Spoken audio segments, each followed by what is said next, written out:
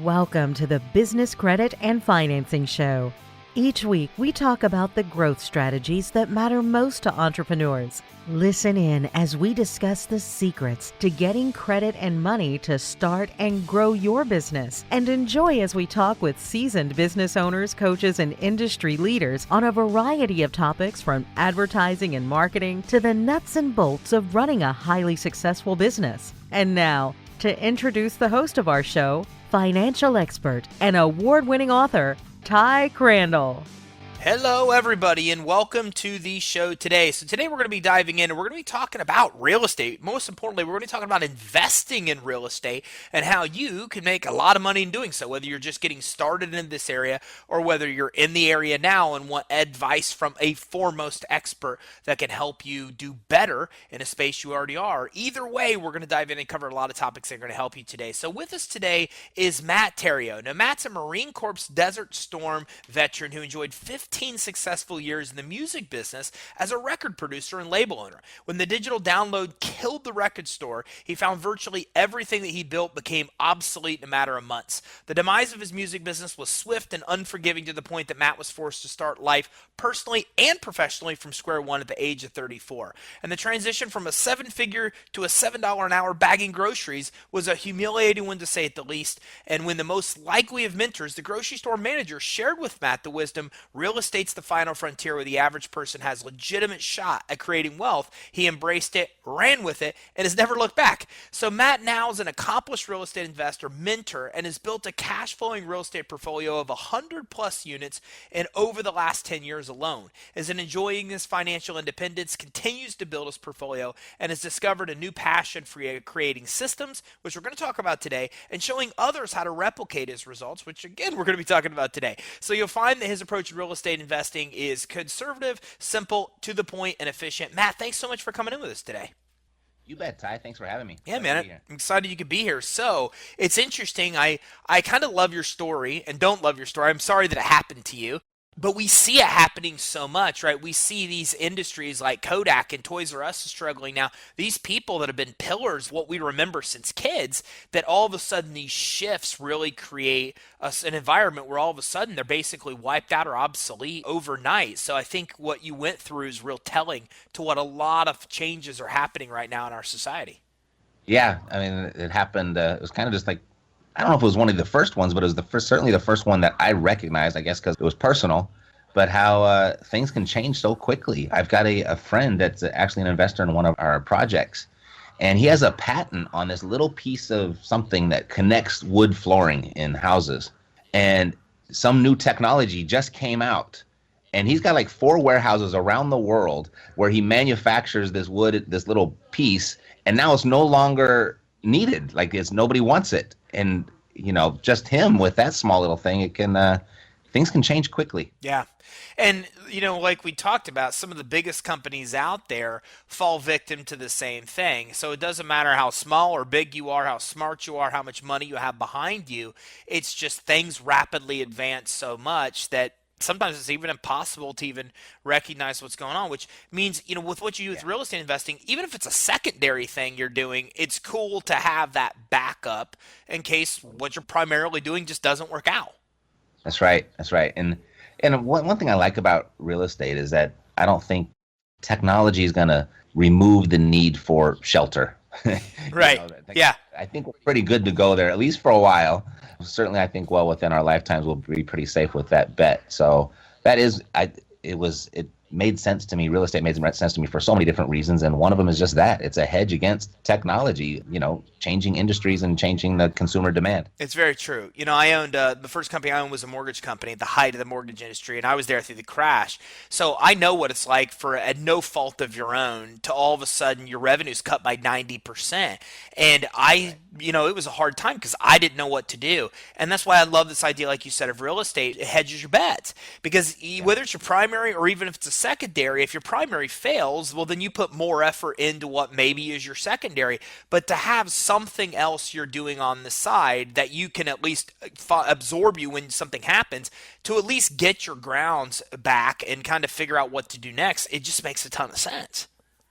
Totally. Totally. So let me ask you this. I mean, in your story, you go from being really successful to not successful at all, and then you get into real estate. But the biggest thing that I wonder at that point is how did you get the money then to do your first initial purchases when you jumped in? Got it. Good question. You know, you hear the no money down infomercials. You hear that you can do this with no money, no credit, and there's a lot of truth to that. I don't know what other people teach and how they teach it. I just know how I did it. And I think the best analogy I can think of is, when you walk into a grocery store, you don't actually need the money to walk into the grocery store. You don't actually need the money to pull out the shopping cart. You don't actually need your money yet to take the groceries off the shelf and put them in your shopping cart. You don't actually need the money until you get to the checkout line, right?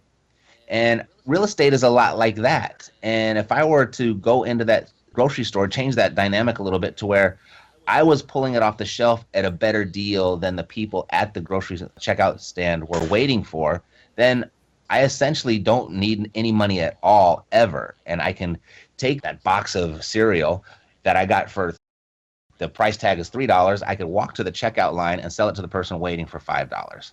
And I never needed a dime to check out, right? It was just a handoff right there at the checkout line. And that's kind of how you can get involved in real estate initially and make some money, and you don't need any money or credit to make some money initially. Well, and that's why I start there because, right, I mean, it seems like where everybody seems to get stuck.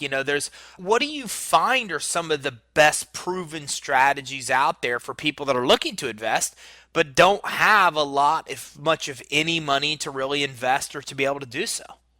Sure. So there's two types of income that real estate can create. It can create active income and it can create your passive income. And in the beginning, if you don't have any money, you're going to have to focus on the active income strategies. So it's buying low, selling high. You're either flipping contracts or you're flipping properties before you ever take ownership. So that can produce nice chunks of active income, and it can put you in a position to start actually doing the investing part of real estate, which is buy and hold. So as long as you have those two elements running, you can go on indefinitely. Interesting. So, and there's fix and flip, there's buy and hold, but you're even discussing almost something in the middle because what you're talking about is coming in, grabbing a great deal, buying it, and then basically before money is exchanged, finding somebody else that then wants to almost buy that contract back from you, and then boom, you get the money, and then you use the money to turn around and have your down payment, etc., or pay for the house as you do more of those type of transactions. Exactly. I did probably a dozen of those initially just to put some reserves into the bank. And then I came up with, okay, so if I don't start buying and holding, I'm going to be flipping these things forever. So it's really just a job. It's a well-paying job, but it is a job and it's never going to end as long as if you don't continue to flip, you don't continue to make money. So I just came up with a formula that was, okay, I'm going to flip 5 and hold 1, flip 5 and hold 1. And once I got that going, then I reduced that to flip 4 and hold 1, flip 4 and hold 1, then flip 3 and hold 1. And all of a sudden, I was in a position where I just started holding everything. And that was the process that I had taken. So with what you're doing, first of all, in order for it to work, you have to find a property that's low enough for then somebody else to want to come in and buy. So how do you do that? Where do you even start to look for these kind of properties that you could buy so low that you could then flip the contract before the transaction even has to take place to close? Right. Great question, Ty. The discounted real estate you have to find it before it's for sale, essentially. And, if you go to the multiple listing service, those are people that want to sell. They're not in probably a hurry. They've got it out on the market and they want top dollar. If you go to a realtor, kind of the same scenario, anyone that they're talking to or somebody that's raised their hand said, I want to sell, bring me the right price and I'll go ahead and sell it. So that's not a good place to look for discounts. Where you're looking for discounts, you're looking for property owners technically with problems, right? There's a certain level of distress going on in their life, whether it's personal distress or financial distress or the property itself is in some sort of distress. That's where you're actually going to find the discounts. And our motto is sellers will exchange equity for peace of mind. So we kind of position ourselves as peace of mind providers, right? Problem solvers. And if we can go and solve people's property owners' problems, they'll give us equity in exchange for doing that. And one of the big mistakes that people make when they're thinking about getting into real estate, they're thinking that, Well, who would sell their property at a discount if they can just list it with a realtor and get full price for it? And the issue there is you're evaluating that situation based on your current situation. Like, you're not in distress right now, so you wouldn't do that. So it does, sound preposterous to someone to go out and sell their property for less than what they could get for it. But, people deal with issues. I mean, life happens to people every day, unfortunately, that makes owning that piece of real estate not the most important thing going on in their world right now, right? So as long as you can identify those people before, that's where the discounts are found. That's where the discounted real estate is, where that comes into play. So where do you start? Where are some places to creatively look for those type of people? Because a friend of mine does, propose the same thing, and this is one of the things he jumped into. And he went in and got these lists from the county of people that are behind on taxes, for example. But the problem was is when he tried to make efforts to get the contact information for these people, he found it near impossible to do. So is that kind of what you're doing? Is finding people, for example, that are behind on taxes where the county is going to come and take their property anyway? Or give me some of these scenarios. Right. That's a perfect example. And you can get these lists of these categories of people that potentially have a problem, like a tax lien would be a sign of a problem. A code violation with the city or a county would be a sign of a problem. Or you could go a little bit broader, and people that are in divorce court, or people that are in probate court, or people that are in bankruptcy court. Those are all symbols or signs of people in some sort of distress having problems. So you can do it the freeway and go down to the county and go down to the city. Every county and city works a little bit differently and makes a little bit different levels of information available to the general public. But what you can do is just conduct a Google search, list providers or marketing lists or anything like that. And, you can find everybody in your zip code that has a tax delinquency. And you can get that information really easily through list providers. So, and then what are you doing usually? Calling, going up to their house, just sending a mass mailer to them? Yes, to all of that. They all work, and they've all been consistent traditional practices in the past. To this day, what I find still so amazing is that direct mail probably does work the best. It's just a way that you can reach a broad group of people for a relatively low price. And people that are in distress, they respond to it. It catches their eye as long as you're sending them the right type of mailing piece. The other way is online now, with so much data available just through like a Facebook ad or a pay-per-click ad, like through a Google or a Bing search engine. You can go ahead and you can start diving in on the demographics of people like that as well. And, some people might find that shocking that, wow, how does Google know that I'm in some sort of financial distress? Cat's out of the bag. Big Brother knows everything. And Big Brother are these big companies. It's not necessarily the government. It is Amazon. It is Google. It is Facebook. They know everything. They've been collecting data on you for so long. Everything that you do online, it's all tracked.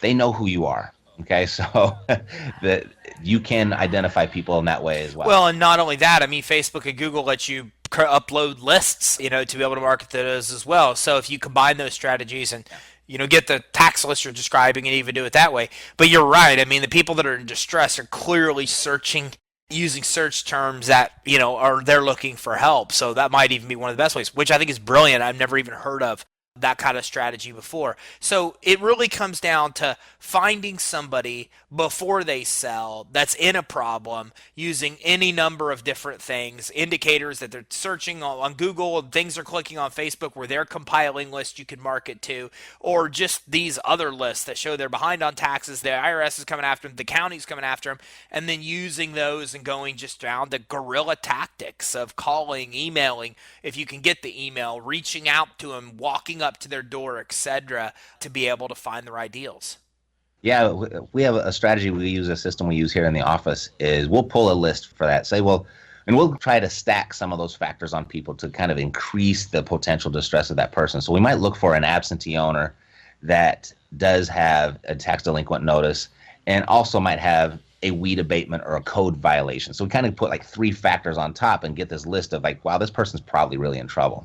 And so we can buy that list. We can go ahead and send them direct mail to their mailbox. We can upload that list to Facebook, put our ad in front of them in Facebook. We can upload that list over and track their IP address through Google. And all of a sudden, they're seeing us every single place. And so that's we can leverage all of those at the same time is I what I'm like trying to say. that. I like how you learned what technology does, right? Yeah. And now you really applied it. So, So you hit them from all different angles. And when you're talking about an absentee owner, that makes a ton of sense. They're not living in the house. So, that's right. even easier to get them to sell the property because there's probably less emotional attachment to a home that they're not actively living in than one that they're living in right now. And they'd have to move and do all these things to even coordinate a sale. Exactly. The good thing about absentee owners is a lot of them are absentee owners on accident. Like they didn't sign up to be a landlord and they don't like doing it anymore. Now there's this burden of ownership, so they want to get rid of it. Or those that are intentional about it, that's likely not the only property they own, and they might not want to sell the one that you're looking at, but they got something else to sell as well. So that's a really good category of person Sure, to that start makes with. sense. So in a situation like that, then what do you do? Just typically go in, you make contact with them, you say, "Look, I'm interested in buying your property." In the languaging you're using, what kind of hot buttons are you using? I can get you money quick. I don't need inspections. I don't need appraisal. Are you saying what type of things are you saying to make it appealing for them to want to get back in touch with you?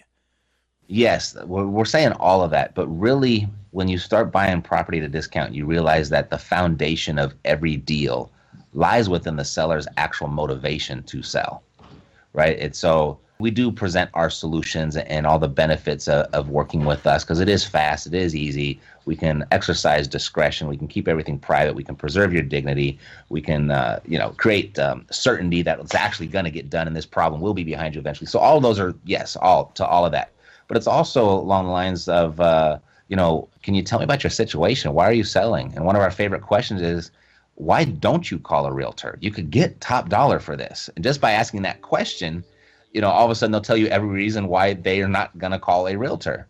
And that can start us down a rabbit hole of where, we can feel some real pain points with that seller. And a lot of times we can solve those problems with the seller without any money at all. Like money is not what's going to make their pain go away at this particular moment. So we really dig deep into the motivation before we get into the actual nuts and bolts of real estate talk. Which I love. And everybody listening, this is a huge lesson because this is one of the biggest mistakes I see people in all industries make is they're too busy talking and not listening. They're too busy selling a scattershot approach. Like you said, I can write a letter with 100 different reasons why it makes sense, but it's like selling a car to somebody and talking all about the safety when all they really care about is how fast the thing goes, So it doesn't do any good. But by asking the right questions and, like you said, knowing the pain points, then you could just hone in right on those pain points and focus on the benefits of working with you related to relieving that pain. And that means much more than that scattershot approach of just trying to say, here's all the 100 reasons that may make sense.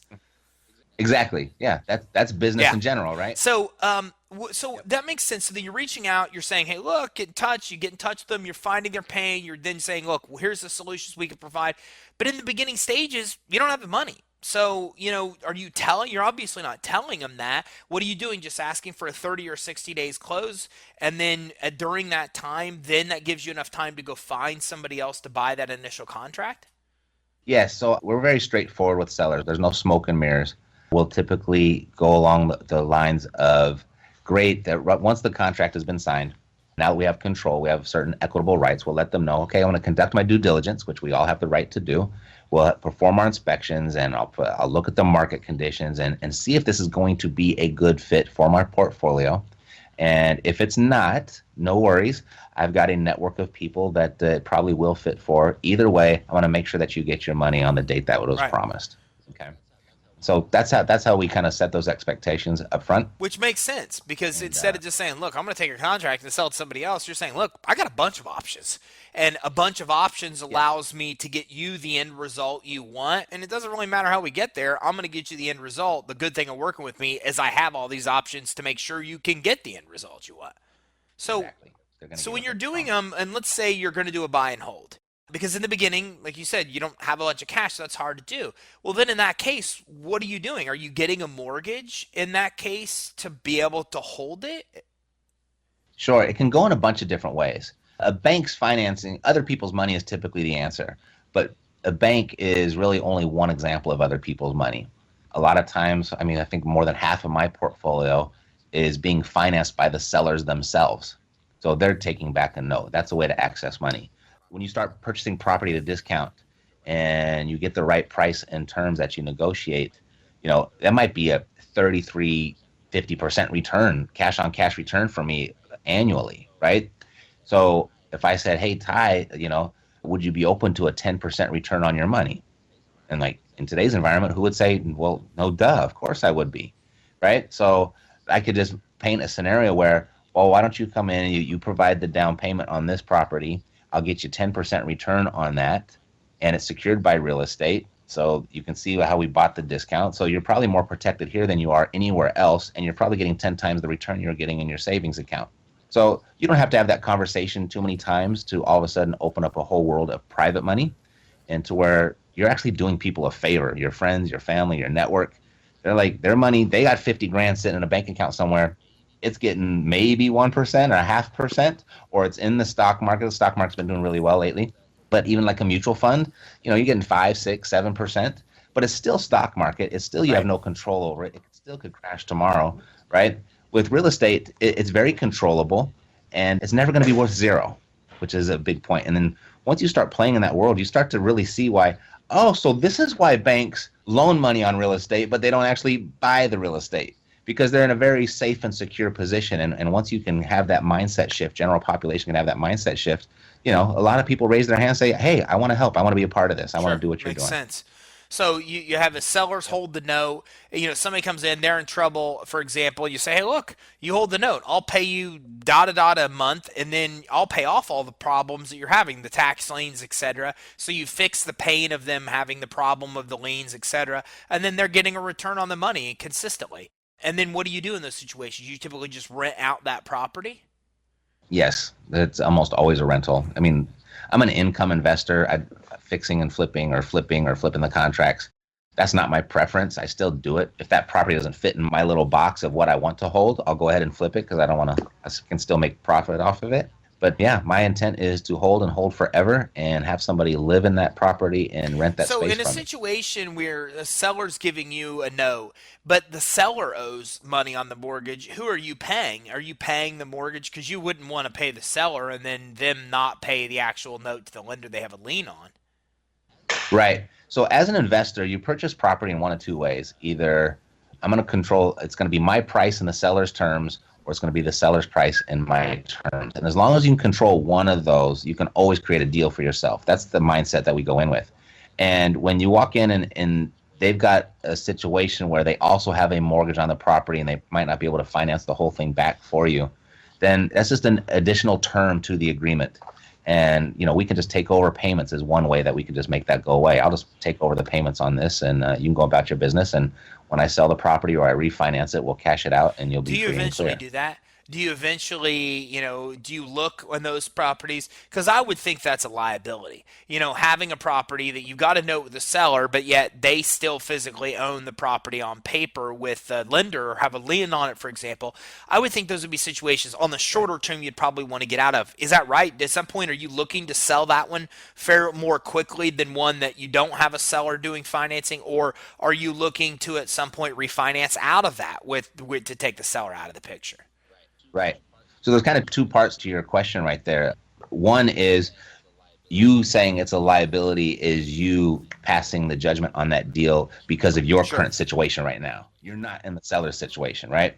So those deals work, and they work when the level of motivation is high enough to work where that's actually going to relieve their pain, right? They're already in a situation like, it sucks right now to be me, but that's going to suck a little bit less if you take over these payments. So on that side, the other side, my side, no, I don't like that as a long-term strategy. There is a clause inside of most bank notes called the due on sale clause, which means if their clauses are written very broadly to the extent that if that seller even has the idea of selling their house, like just the thought, actually it's written in the contract and most of those notes, that can trigger a due on sale clause where the bank can come in and demand full payment for the property, or they can take it back from you. So that's there. It's rarely ever used, though. I mean, I don't even know of a case, so I say rarely because I'm sure it's happened before, but it rarely ever happens. But just knowing that that's there, yeah, my intent is to refinance out of that and get it in my name securely So as soon what as kind of possible. loans do you use on the properties you have? Are you using Fannie Mae, Freddie loans? Are you using private investor loans? Is it a combination of both? How many loans can you have? And these are a lot of type of questions people are going to have. Sure. I'm just going to circle back to the previous answer. Most of the cases, it's going to be private money because I can provide a higher return for what the average person can get on their money, and I can put it in a more secure Yeah, so position you're for going to them. be able to go to people then say, look, take instead of putting the 50 grand in the stock market, put the 50 grand into real estate. I'm going to be able to give you a better rate of return, and you're going to be dealing with private people contributing money towards a pool versus going out to get conventional bank financing. Right. And it could be into a pool or it could be for that one house exclusively. And then they It can can get a go both return. ways. You get a return, everybody wins. Yep. And they're more secure, which is another big important part of it. The stock market is so whimsical. I mean, the guy in Greece could just sneeze one day and says he doesn't want to be a part of the financial system in the world. And all of a sudden, everyone runs for the hills and tries to sell. And that had nothing to do with you whatsoever. You had no control over that. But with real estate, it'll never be worth zero. And if you're loan to value when you get in it and make that investment, there's a lot of upside actually for you So as it well. sounds like you're more on the hold, buy and hold versus the fix and flip. Is that always the case? I mean, is there a clear scenario where you walk into and you're like, oh yeah, this is clearly going to be a flip, whether it be a contract flip or a property flip altogether? Yes, there is. And that's changed over the years. It evolves. The properties I like are a little bit nicer neighborhoods. You get a little nicer tenant, a little less management issues. So I'm always looking for that kind of stuff. But when you're doing the type of marketing that we do, whether it is the direct mail or the online marketing and all the different strategies that we employ, that it's not laser focused. You never know what you're going to get. But if there's a problem there, you can always make money off of it. You just have to decide what type of money you do want to Sure, make from makes it. sense. Matt, what is somebody, I mean, in my world of business financing, I can tell you that there are more people wanting to get into what you do than any other industry I've ever seen, right? Everybody wants to be a real estate investor, but yet so few break in and so few succeed. And I think obviously you've already touched about why, because it's not simple. It takes intelligence and it takes work, right? Just finding the right property to buy, it's not money falls from the sky, as a lot of people falsely believe that it is. So, but why do you think that people just so few actually make it in and succeed versus the massive amount of people that are trying to get in? Good question. And I get that question frequently. And I think it's really a matter of going in with the right mindset. To kind of illustrate that, if you flipped 20 houses 20 years ago, or if you bought and held 20 houses 20 years ago, if you took those two scenarios, where would you be better off today, right? Definitely if you bought and held those houses 20 years ago, right? So the idea of real estate investing, it is buy and hold. It is buy and hold and increase the value, increase the income of the property. That's the investment. If you're going out and you're flipping properties or you're buying a property waiting for the appreciation, that's trading and that's speculation.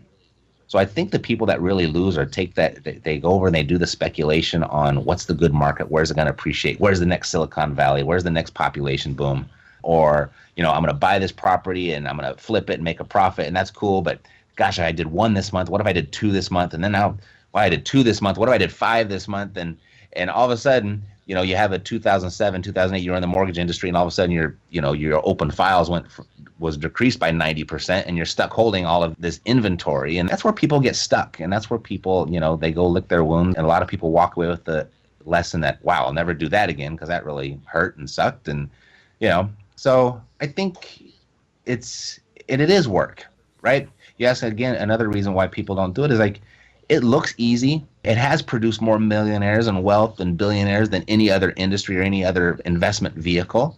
But it is still work. You still have to get up and go to work every day. You got to go and you got to find the leads. You got to take those leads. You got to convert them. And then once you've got them converted, now you got to exit out in a way that you actually get paid. That's work. And you have that dynamic in every business. And this business is just like those. Just pays a lot more if So you stick it you out. mentioned some things about finding the right property, and you mentioned neighborhood and a couple things fairly quickly. What are the things you look for? How do you know a property is a good property for you to buy? Good question. What I look for, and it's a very different approach than I think most people will look for. When real estate investors are out looking for what their next investment is or what their next market is, they're looking at all the normal, typical economic indicators. Where is the population growth?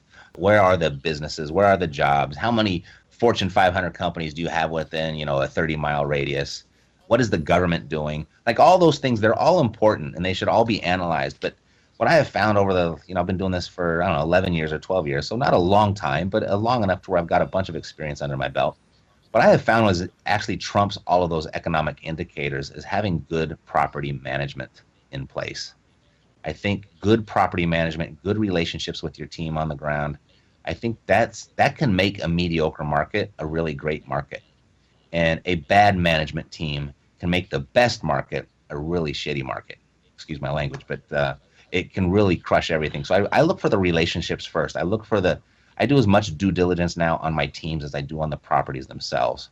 And as long as I have a property that's not in major disrepair and doesn't need an overwhelming amount or extraordinary amount of input financially from me to make it work, if that falls under the protection of my property management team there, that's a good Well, property. outside of the typically for property, me what to about the hold. deal? I mean, how do you know the deal is worth taking? Sure. That's a relative answer as well, being that, I would ask everybody, say, if what's a good deal to them? The first place to look at, well, what is your money currently generating for you right now? Is it in a bank account getting 0.5%? Then a 3% deal would be 3 times what you're getting right now, right? If you're in the stock market and, you just got it very nice conservatively invested and you're getting 7-8% right now because the market's up and it's doing well, then you probably don't want to go after a deal that pays you less than that, right? Or if you're absolutely crushing it in something and you're getting 15-20% annual returns, then you're going to look for a deal that's better than that. So I evaluate the properties based on their cash on cash return. How much income is that going to pay me each year?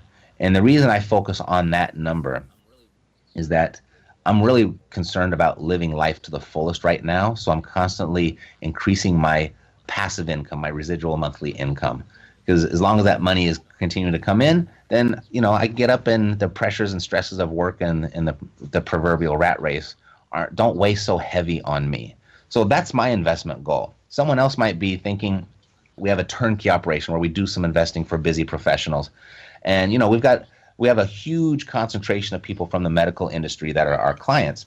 They make good money, right? They've got a nice cash coming in each month. And maybe this $500, $1,000 cash flow from this property, that's not really going to impact their life too much. But they need the tax deductions and the tax advantages of owning real estate. They want to build a nest egg for the future, so they're looking for the appreciation. If they're renting out the property and they use bank financing, they've got the amortization working for them. So they've got other things that are important about that investment to them that's working for them. So it's a unique question. It's going to be a little bit different for everybody based on what your goals are and what your current Based on your situation current is right now. situation, do you put a certain percentage or money aside then for unexpected repairs, maintenance, and stuff like that? Sure, absolutely. I would say it's potential that a property could go vacant and you'll have to carry the debt and the maintenance on the property for a little while until you find another tenant. So I don't know, somewhere between 3 to 6 months I think is a relatively safe number. If it takes longer than that to find a tenant, then the property itself might not be the big issue there. Either it's your property management, Because that's or what maybe would the scare market me, itself. right? I mean, I live in Florida, and air conditioning units down here, something you pretty much should have because it would be bad if you didn't. And so if an air conditioning unit goes down here, it's 5-10 grand. And so I think about something like that. You own a property, you're netting $500 a month. That's a big property though. Well, I guess that leads Five, me to ten my next grand for question then is that, do you focus on a certain size of property in your portfolio to make it make sense? So then it doesn't sound like you're focusing on three, four, $500,000 properties. You have a range that you're trying to stay in? Okay. Yeah, now we're narrowing it No, in. I So think it's sorry, I a wasn't great trying to avoid your point question. because you're right. I mean, if you're managing a $400,000 property, you're probably not netting $500, right? I would imagine you're netting well more than $500, and probably. I mean, so that I get what you're saying. Right. Actually, no. If you got a $400,000-$500,000 property, you're probably not cash flowing at all. If you go across the country, the sweet spot is once you get past $125,000, $150,000, that rent stops keeping up Interesting. with the value of the property. So that purchase price to rent ratio gets out of whack really quickly above 150. I mean, you might find some cool markets that are at 200 and they'll rent for $2,000. But, that $400,000-$500,000 property in Tampa, that rent's probably what for 2,000, Right, it's not the 3,000 4 or at the most, right? 5,000. It just starts, yeah. Exactly. Yep. So it gets way out of whack, and all of a sudden that doesn't make a good buy and hold Sure. from an income perspective. It's still great for appreciation, and then you get all the depreciation and you get the amortization working for you, but you're probably going to be carrying a negative monthly cash flow on that property. So again, it depends on what your goals and what your actual needs are Now, for you're big your on financial systems. situation. So what kind of systems do you have in place now that you went from just doing this, a little bit on yourself to now building a company that you're actually doing it? Sure. So we have three primary systems: one to acquire property, one to one to acquire leads, one to convert those leads into contracts, and then one to convert those contracts into the highest and best profit for ourselves at that time. So we have the lead machine. So we have this system where we are able to identify property owners with problems. We promote our solutions to those property owners with problems, and we have all that on an automated process. So that could be, our direct mail is 100% automated. Our pay-per-click advertising, our Facebook advertising, all of that is automated. I've got virtual assistants that go ahead and every single day, all they do is they just go through the internet. They mine the for sale by owner sites. They mine the property management websites. And so they're mining all of that. So that's all automated. So those are our systems that we have for that. That brings the leads in. Once a lead comes into our CRM, now we have a process defined to how we're going to convert that lead into an actual contract. So it starts all the way from where we're building rapport to how we present our price and terms to how we ultimately get the signature. So that's a whole system that we have in place there. Then once we've got that contract now we've got a system and we've got a hierarchy of, all right, are we going to flip this for fast cash? Are we going to fix and flip it for a big payday because we're going to sell it retail? Or are we going to go ahead and hold this for cash flow? Or are we going to actually sell it and become the bank where we can get the best of both worlds, where we can get cash and cash flow? So we've got systems in place for all three of those. And it sounds like you've honed in on residential properties under 150 grand. You don't really jump into commercial. You don't really jump into mobile home parks. You don't jump into, anything apartment complexes even, right? You're just focusing on single family dwellings under 150 is kind of what your niche is. That's our sweet spot, yes. And all of that works. It's not because I don't like those other asset classes. Just sometimes you'll find that there's other dynamics where there's businesses within businesses, and I've just found that this works for me. It's really simple, and there's no shortage of information out there of how to do mobile home parks or do storage facilities or do multifamily, all these different ways that you can invest in real estate. What we really focus on here, though, is regardless of which strategy you choose, what investment class, what your niche is going to be, what I think a lot of people fall short in is they don't realize how important it is to actually find the deal. Because regardless of what strategy or asset class you are pursuing, you've got to be really good at finding the deal. I think that's where most people should invest in their business and invest in their skill set is in securing discounted real estate, regardless of what asset class that is. You're a brilliant guy, man. I mean, I can tell why you made it successful in multiple industries, and just it takes great amounts of discipline to do what you're describing, right? Because everybody wants to go with the scattershot approach and get into everything, and you say, look, here's what we do. Here's our sweet spot. This other stuff, sure, you can make money, maybe even make more, maybe make less, but this is what I do, and that's allowed you to master what you do, and then develop all these systems to really put a large part of it on autopilot, which is brilliant, something very few investors or even business owners ever succeed in doing. It sounds like you've done it in multiple industries, so kudos, man. Thank you, Ty. So a lot of people listening are interested in breaking into real estate investing. A lot of them may be in struggling, and they're like, wow, throughout the whole show today. So how can they get in touch with you? And do you have a way where you work with maybe prodigies under you that maybe want to study under you or take a course or follow what you're doing or be part of it where they can learn and mentor under you? Sure. Yes. Yes to all of that. Yes, that's the answer. So our whole world begins with our podcast, and if you're listening to us right now, then you obviously know how to find a podcast that is Epic Real Estate Investing. We just started our 9th year of our podcast, of our weekly episode, And ultimately, that will lead you to one of three places. It'll lead you to, Matt, show me how to do it myself, and we have a solution for that. Or Matt, you know what?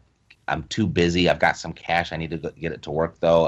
Can you kind of hold my hand and just, can I leverage your team, leverage your resources? Can you do it with me? So we've got done for you or do it yourself, done with you. And then we have a real estate fund where, you're well invested in other areas. You're looking to diversify a little bit, and you just want to kind of jump on our shoulders and, benefit from what we do. And that's done for you. So do it yourself. Perfect. Do it and with you. Everybody or do listening, it for you can also check out epicrealestate.com. Mind-blowing there. I mean, the blog post alone, and I think your shows are there too on epicrealestate.com. Correct. Yes. Okay, so I saw correct, every yes. topic you could even dream of as a real estate investor is all there, and it's all current, the current stuff that you want to know is there. So everybody check out, and I will put a link to Epic Real Estate Investing podcast on the show notes page. I'm also going to put a link to epicrealestate.com. So either way, you can get in touch with Matt. But as he said, he's got a very well-established podcast that teaches you everything you need to know to get into this, and multiple paths where you can work with him and tap into his expertise to be successful. So 2 actions you should take. Check out epicrealestate.com, and also go to the link that we're going to put on the show notes page for Epic Real Estate Investing, so you can listen in on the show, and you could either get in on the ground level or become more masterful if you're already in. So listen, Matt, thank you so much, man. This has been really enlightening today. You bet, Ty. It was a pleasure talking to you. It was nice meeting you. Yeah, same here. Everybody, thanks again for tuning in. Make sure you visit epicrealestate.com, and then also make sure that you visit Epic Real Estate Investing Podcast. I'll make sure that both of these resources are on the show notes page. Thanks, everybody. Have a great day. You've been listening to the Business Credit and Financing Show with your host, Ty Crandall. Watch for our next episode to get even more insight on financing and growing your business. And don't forget to check us out online at creditsuite.com for even more business growth strategies.